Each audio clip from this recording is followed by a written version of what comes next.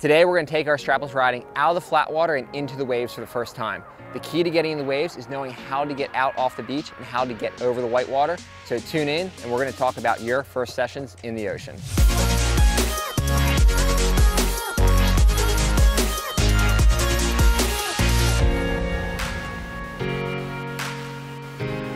So we're here today to talk about your first time riding in the ocean and specifically how to get out over whitewater. This is something I think a lot of people struggle with their first time riding a strapless surfboard in the ocean, just getting off the beach. And of course you don't want to be stuck on the beach. You don't want to get washed back up on shore, especially if there's bystanders around. So we're going to talk about how to safely get yourself out off the beach and over your first whitewater. So first off, we want to talk about just simply getting off the beach. You want to get yourself off the beach as quickly as possible and get your momentum going as quickly as possible as well.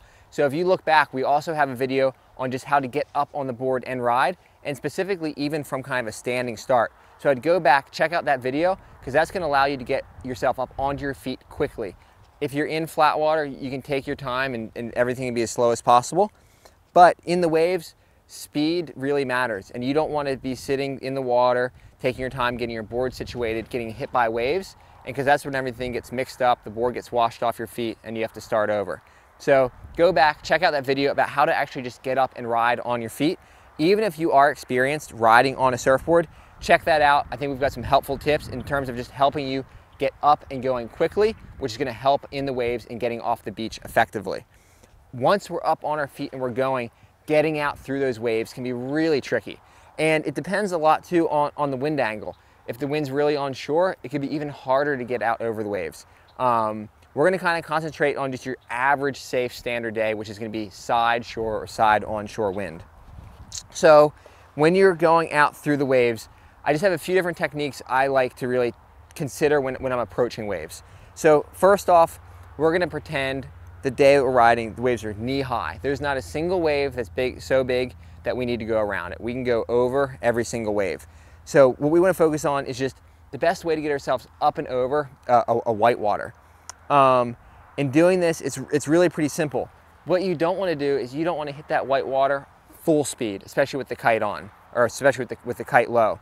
I really focus on just kind of zigzagging my way out and kind of finding those smaller spots in the whitewater, maybe where there's a little bit less energy, and also just going slow.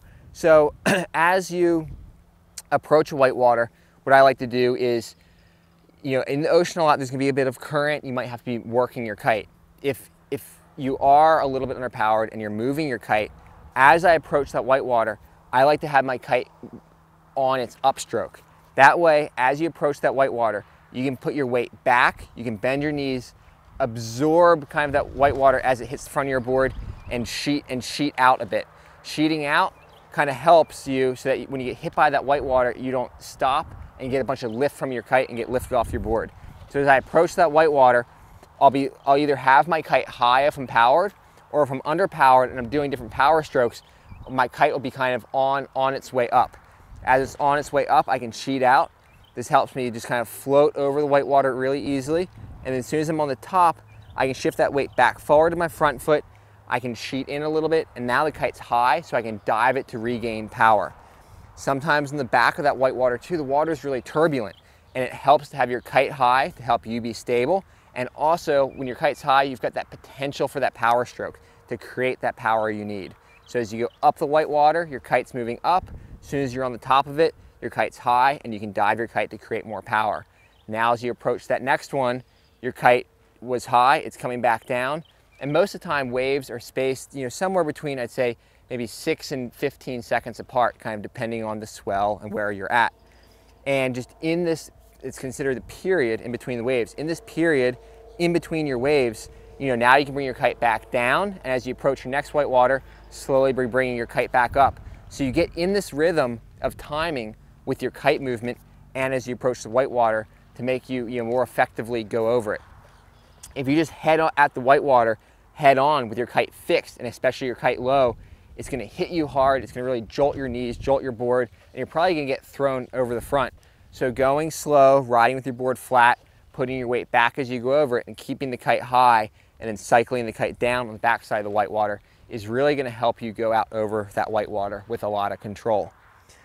The last thing I'll say is, especially on those days when the waves are a little bit bigger, is pick your path out. You know, when you show up to the beach to ride, don't just rig up and go. Spend some time watching the ocean. Observe how it works. Observe where the waves are breaking and where they're not breaking.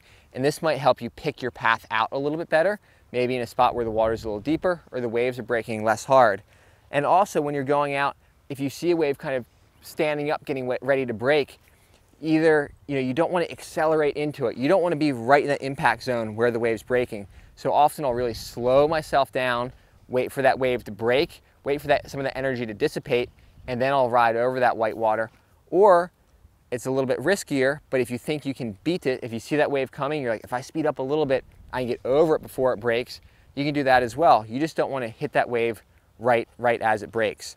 Now, if you can't avoid the wave, what I often do is, one, I'll just turn downwind. I'll try to weave my way around the wave. And if that doesn't work, just quickly turn back in, and then turn back out and try again. Sometimes, especially on days where the waves are bigger, it might take a couple attempts to get out.